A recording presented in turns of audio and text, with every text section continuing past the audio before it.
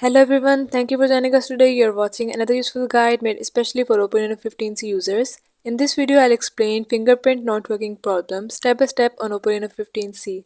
So if you are new here, kindly subscribe to our channel and turn to the bell icon to stay connected with us. Let's start today's video.